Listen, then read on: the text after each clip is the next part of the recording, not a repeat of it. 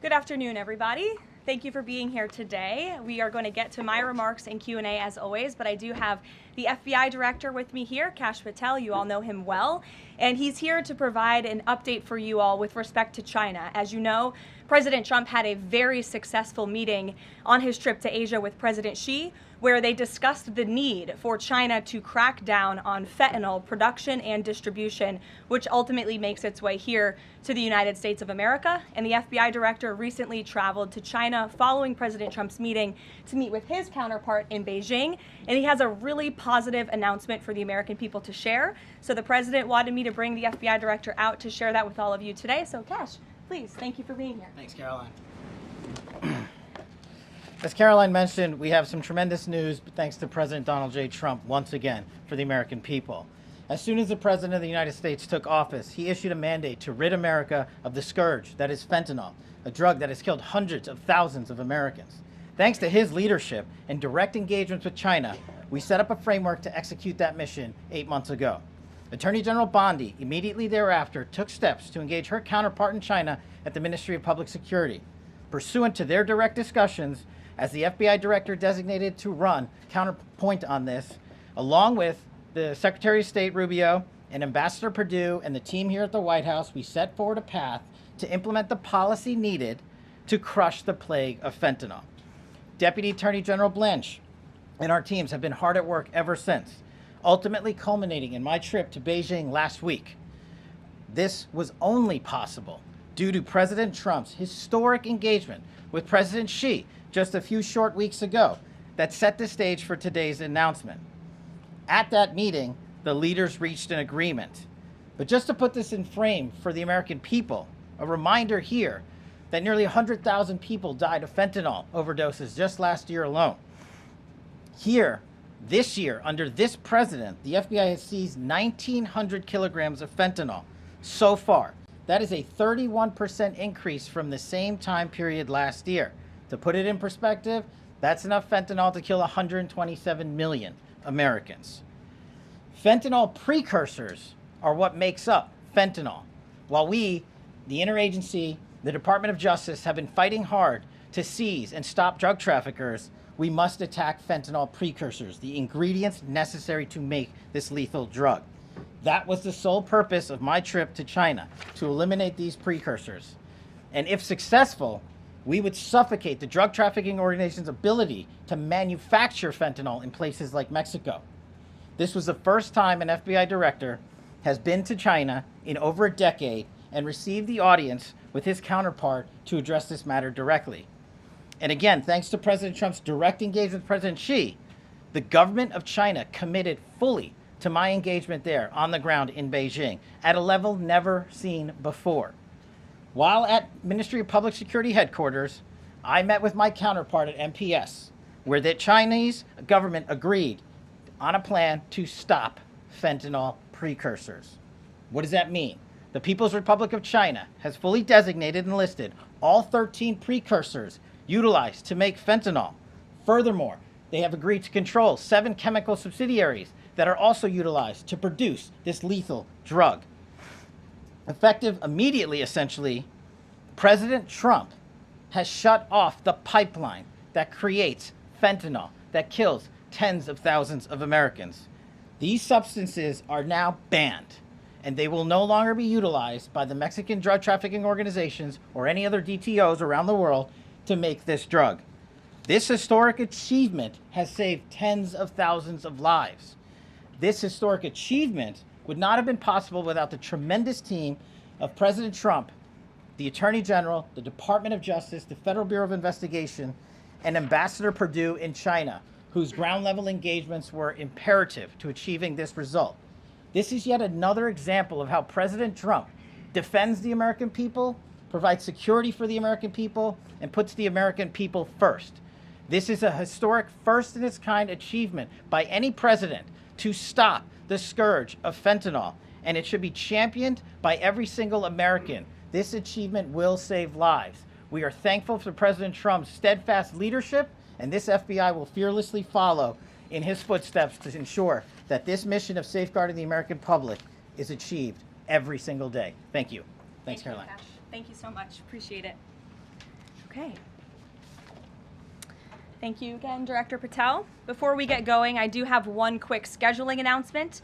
Tomorrow, President Trump will be joined by the First Lady in the East Room for an executive order signing aimed at expanding opportunities for education, career development, housing, and other resources for young people transitioning from foster care to adulthood. This is part of the First Lady's Fostering the Future efforts, which are a Be Best initiative. In other news, the Democrats dragged on the government shutdown for 43 days, the longest shutdown in U.S. history. But tonight, thanks to Republicans, the White House is very hopeful that this shutdown is going to come to an end. The damage caused by the Democrats with this reckless government shutdown cannot be forgotten. It is entirely the fault of the Democrat Party. Just look at the vote count. Hundreds of thousands of federal employees have missed their paychecks.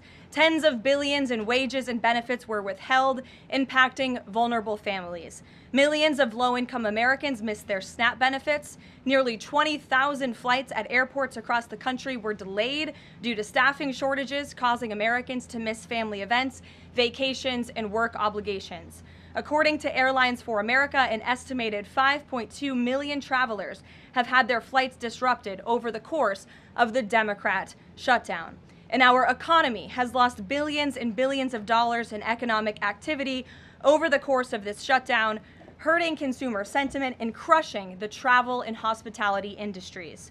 According to a CBO estimate, the Democrat shutdown could end up decreasing fourth quarter economic growth by 2 whole percentage points. The Democrat shutdown made it extraordinarily difficult for economists, investors, and policymakers at the Federal Reserve to receive critical government data. The Democrats may have permanently damaged the federal statistical system, with October CPI and jobs reports likely never being released. And all of that economic data released will be permanently impaired, leaving our policymakers at the Fed flying blind at a critical period. It's hard to recap all of this without asking a simple question: why? Why have the Democrats put the American people through this pain for 43 days in a row? And it feels like Groundhog Day being up here again talking about this Democrat shutdown. And the answer to that question is pure partisan politics. They started this shutdown with a ridiculous demand to force taxpayer-funded healthcare benefits to illegal aliens who broke into our country. Even after it was clear President Trump and Republicans would never force American taxpayers to pay for free health care for illegals. In fact, President Trump's One Big Beautiful Bill fixed that problem. The Democrats kept dragging this reckless government shutdown on for weeks longer to boost their turnout in an election, perhaps one may guess. That's because the Democrats are totally captured by their far left-wing base, who only care about attacking President Trump, even if it means hurting innocent Americans in our country. The Democrats' weakness and their unwillingness to buck the fringe members of their party dragged this harmful shutdown on for 7 weeks and inflicted massive pain onto the American public. But let's be clear, the clean CR being voted on today in the House of Representatives that will lead to the reopening of the federal government is what President Trump and Republicans have supported from day one. Our troops, air traffic controllers, and federal employees will be back to receiving their regular paychecks. Families in need will get back to receiving their food purchasing assistance, and the people's government will soon be back open for business. President Trump looks forward to finally ending this devastating Democrat shutdown with his signature, and we hope that signing will take place later tonight. On another matter, I want to address the affordability issue that's received a great deal of media attention this past week, which is ironic because it didn't receive that much attention when Joe Biden was here and inflation was at a record high 9%, the worst inflation crisis in modern American history. And President Trump won a landslide election in part to address the affordability issues created by Joe Biden and the Democrats. And that's exactly what President Trump has done since day one of his administration. Since the first day in office and every day since, the Trump administration has taken aggressive action to fix the Biden-created cost of living issues. The notion that the same Democrats who just shut down the federal government to sabotage our economy, rob people of their paychecks, and also helped Joe Biden ratchet up inflation to 9% are now suddenly affordability champions, that notion is completely absurd. And it's something only the liberal media would have the gall to push. But the reality is that President Trump and his administration have done so much to lower prices and increase the economic prosperity of the American people. And this president and his team of amazing economic advisors are going to keep working on this issue every single day. In less than 10 short months, President Trump signed the largest middle-class tax cuts in American history, including no tax on tips, overtime, and Social Security, which will guarantee that next year Americans are going to put more money back into their pockets. The president has completely unleashed American energy dominance to help bring gasoline prices to the lowest in 5 years, and we expect them to continue to decrease. And it has also lowered energy costs overall. There is more work to do, but again, the president's deregulatory and pro-American energy agenda is absolutely going to continue to drive down prices. This formula worked in the president's first term, and we expect that it's going to work again. And this is key because we know energy costs are the #1 driver of inflation. Again, just look at what Joe Biden did to our energy industry over the past 4 years of his administration, and look at what happened to inflation as a result. Everything became more expensive. To lower prescription drug prices and healthcare costs, the president has been working around the clock on this issue. He is obsessed with negotiating these good deals on behalf of the American people to bring down pharmaceutical costs and drug costs for Americans, and he has done so on a number of fronts. You have seen him discuss that in the Oval Office several times. To fuel small businesses, lower their costs, and incentivize hiring, the Trump administration has already cut 30 unnecessary regulations for every new one on the books, which we know will save employers and small businesses across the country thousands of dollars in regulatory burdens. All of these pro-Trump policies are working, and they will continue to work. Wages are rising at the fastest pace of the start of a presidential administration in 60 years. The cost of the typical new mortgage is down by nearly $3,000 per year. There's much work to do, and this administration will continue to do it. But President Trump has already made great progress in cleaning up the economic disaster that was created by Joe Biden. With that, I will take your questions today, and in our new media seat, we have Bev Turner, who works for a new outlet, a UK outlet, but based here in Washington, D.C., GB News. Bev, thank you for being here today. Why don't you kick us off? Thank you, Caroline. So the clock is ticking on the Friday deadline by which the BBC must retract and apologise for their malicious edit of the president in the documentary shown last year. The recently resigned Director General of the BBC yesterday described the organisation as the very best of society and blamed the enemies of the BBC for this outcome. Also yesterday, a senior government minister launched a fierce defence of the channel in the House of Commons, saying that the broadcaster remains a light on the hill for people all over the world. So, does the president feel that the network is taking the situation seriously? Does he believe that they've shown sufficient regret? Does this strain the relationship between the president and the prime minister? And given that the organisation is publicly funded, is the president prepared to bankrupt the BBC in his pursuit of truth and justice? Well, thank you, Bev. There's a lot of questions in one there. I will say I know the president has a very good relationship with Prime Minister Starmer. You have been there, you've seen them in their interactions, you've questioned both leaders in your time joining us when we've gone to the United Kingdom a few different times now. However, he has always been very frank when he disagrees with leaders, even whom he has a good relationship with. And the BBC, being a fair news organization, is definitely an outlet I think these two leaders would disagree. The president has made it very clear that this is a leftist propaganda machine that is unfortunately subsidized by British taxpayers, and he thinks that's extremely unfortunate for the great people of the United Kingdom and Great Britain. And I think that the president was deeply concerned by the editing, the purposeful and dishonest editing of his speech that was so clearly fake news, and he rightfully dubbed that term many years ago, and this is a classic example of that. We see it in the United States all the time. We see it now in the United Kingdom. As you know, the president's external legal counsel has filed a lawsuit against the BBC.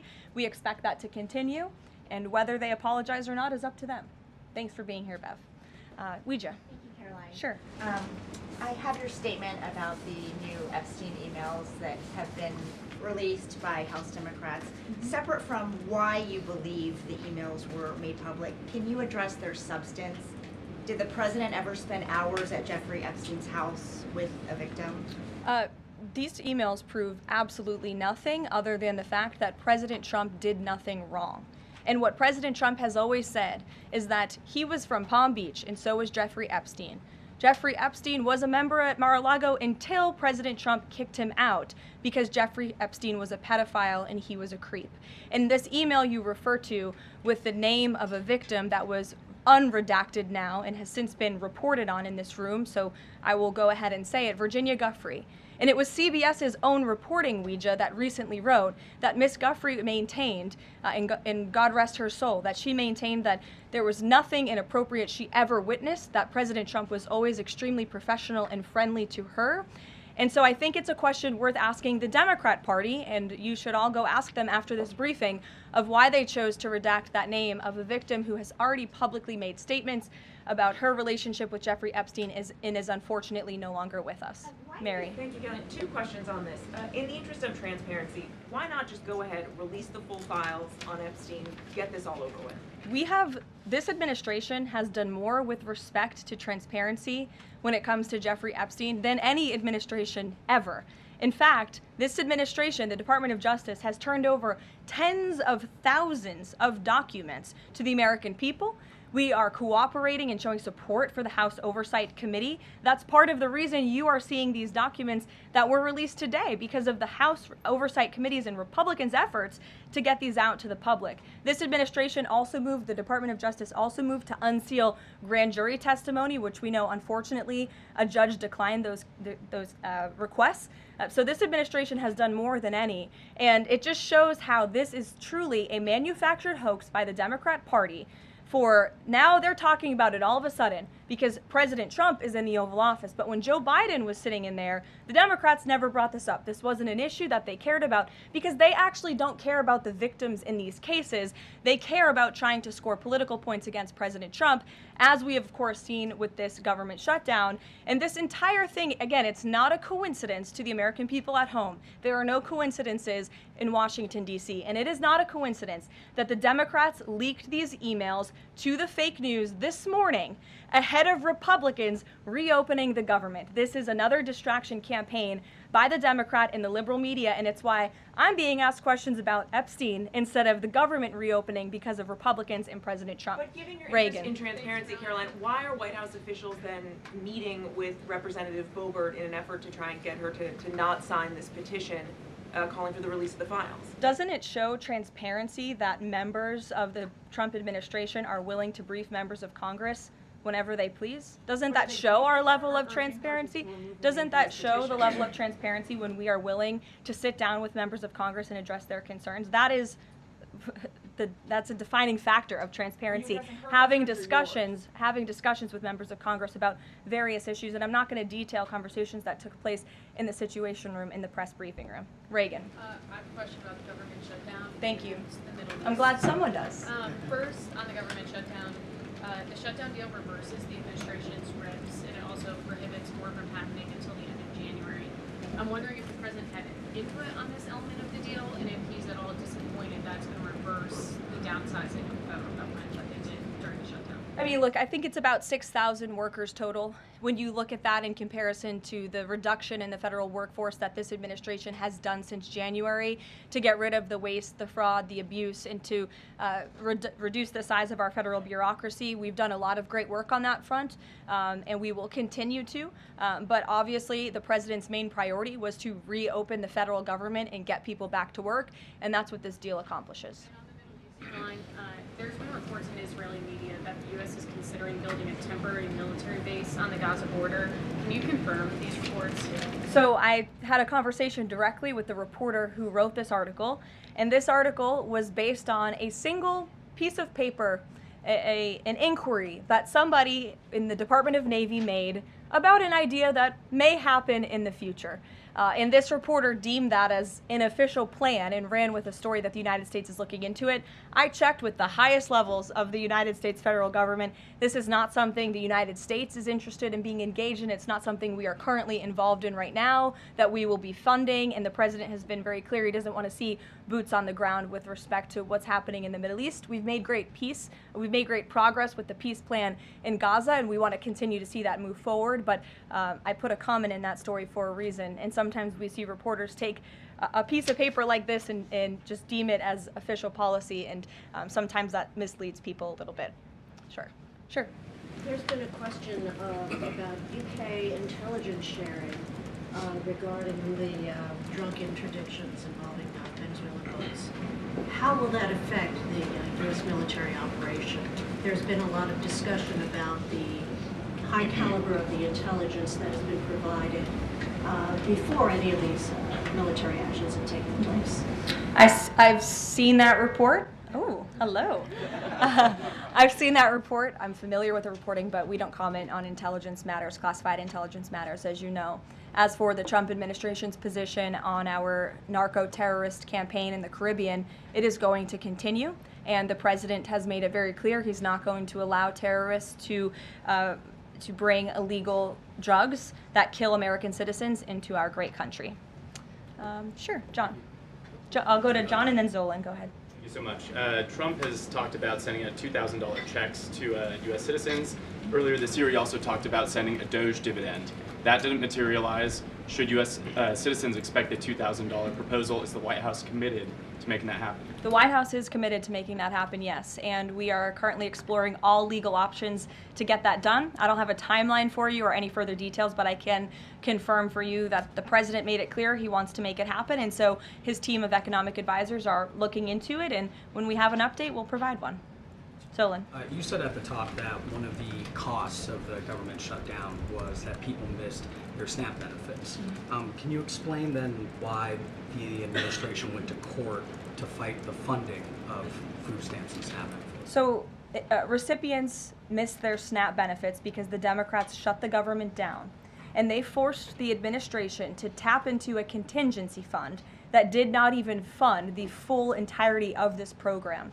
And so then you had an unhinged judge who was trying to dictate from the bench what the executive branch has to pay for and where that money has to come from. That is judicial overreach at its finest, and so that's why the administration pushed back on that. We can't have the judicial branch telling the executive branch that we need to rob the Children Nutrition Fund, which is what this judge was trying to do, to pay for SNAP benefits. That's completely inappropriate and it's unconstitutional, and we've been proven right with that legal argument. But now the good news is, again, thanks to Republicans and in several hours President Trump, the government is going to be reopened, and SNAP recipients are going to receive their full benefits, which is what President Trump has always wanted to do. Stephen. Why also did you need the judicial process for that? I mean, during this shutdown, didn't the administration have a responsibility to tap into any of those reserves to ensure that essentially poor people could rely on? We did tap into it. We did tap into the contingency fund. And then the judge told us, no, you have to get more money from a children's nutrition fund. And we felt that was judicial overreach. You shouldn't tell the president which fund he has to rob because the Democrats are holding the country hostage by shutting down the federal government. Stephen, go ahead. Well, if the president is considering a pardon for Ghislaine Maxwell? Again, he's answered this repeatedly. It's not something he's talking about or even thinking about at this moment in time. I can assure you of that. Stephen. Caroline, I've got two questions about New York for you. Sure. First, you always do. On brand for the New York Post. Mayor-elect Mamdani, he said that he plans to reach out to President Trump and that, quote, this is a relationship that will be critical. Does the White House have a response to this planned outreach? It's the first time I'm hearing of it. I'll let the president respond himself to that comment by Mr. Mamdani. My second question, Jack Schlossberg, the grandson of President Kennedy, announced today that he's running for Congress. He, in the recent past, has referred to his uncle, the HHS secretary, as, quote, a rabid dog, and he has said that the Trump administration is, quote, the most corrupt in American history. Does the White House have a comment on this sort of comment from a rising star in the Democratic Party? I don't even think such ridiculous comments are responding to. Obviously, those things are not true. And Secretary Kennedy is doing a phenomenal job bringing transparency and the gold standard of science back to our healthcare system. Eamon. Thank you, Caroline. The President's hosting a number of Wall Street CEOs for dinner tonight here at the White House. Can you give us the names of the CEOs who are going to be here and give us a sense of what the President's message to Wall Street is going to be tonight? I don't have a full list for you in front of me, Eamon. I know you've reported on some names, and we've helped you navigate whether those names were truthful or false. But I know the President actually plans to bring some of you into the dinner tonight, so you'll see for yourself in several hours if that's okay with you. And there's been some reporting that the White House is frustrated with Bill Pulte and the rollout of this proposal for a 50-year mortgage. Can you tell us if the White House is frustrated with that rollout and if the White House still supports the idea of a 50-year mortgage for Americans? This is a proposal that the President himself has commented on. I would refer you to the President's statements, and it's something that the administration is discussing and seriously looking into. Sure. Thanks, Caroline. Danny, and then go ahead. Thank you. Some Democratic members of Congress have invited Britain's former Prince Andrew to testify on the Epstein scandal. I was just wondering if President Trump thinks that former Prince Andrew should indeed come and testify to Congress on that. I haven't spoken to him about that specific matter, but I can ask him and get back to you. On the government shutdown, the President and House Republicans have made clear they were not going to negotiate health care strategy while or policy while the government was shut down. Now, assuming that it reopens tonight, is the President intending to invite any Democrats over to have negotiations over these subsidies or any other plan to bring down the cost of health insurance? I will just add that, as you pointed out, the Democrats were holding our country hostage to try to negotiate on a healthcare system that they created. Obamacare, as it's famously called, is a system the Democrats created. It is a broken system. It has driven up healthcare costs dramatically in this country. And now they shut the government down to try to fix that system they broke. It doesn't make any sense to us, which is why the President said that's a completely untenable position. However, once the government reopens, the President, as he's always maintained, is absolutely open to having conversations about healthcare. And I think you'll see the President putting forth some really good policy proposals the Democrats should take very seriously to fix, again, the system that they broke. You can't trust the same people who broke the system to fix it, and so the American people will continue to hear from the President on this issue. Follow up on the question about the $2,000 payments off tariff revenue. The President had also talked about using tariffs to bring down the national debt. Would this be in lieu of that? Like this is now the new way to maybe to use that tariff revenue? No, the President put out a statement on this clarifying he wants to do both things with the tariff revenue that he's bringing into this country. Trillions of dollars are expected to continue to pour in, and it's part of the reason that the Supreme Court case is so vital for our country's future, to restore our manufacturing industry in this country, to protect our national security, to continue to allow the President to use tariffs as leverage to negotiate economic deals that, again, are good for our national security. And that revenue can then be used for various reasons, to pay down our debt and also perhaps to give these rebate checks back to Americans, which, again, the White House is exploring the legal options of how we can get that done. Catherine, go ahead. Caroline, Viktor Orban said this week that President Trump has promised Hungary some kind of financial shield. Do you have any details on how that will be structured or what that would look like? I don't, but I'm happy to check with the National Security Council and get back to you. One more. You recently said you'd check with President Trump about why he needs to get an MRI on his recent trip to Walter Reed. Do you have any more detail on that? I do, and I'm glad you asked. As stated in the memo provided on October 10th, President Trump received advanced imaging at Walter Reed Medical Center as part of his routine physical examination. The full results were reviewed by attending radiologists and consultants, and all agreed that President Trump remains in exceptional physical health, which I know all of you will see with your own eyes later this evening when he opens up his dinner to the press, and perhaps you will see him when he signs the bill to reopen the federal government. So stay tuned on plans for that. Thank you, everyone. If you like this video, then like, share and subscribe to Mirror Now.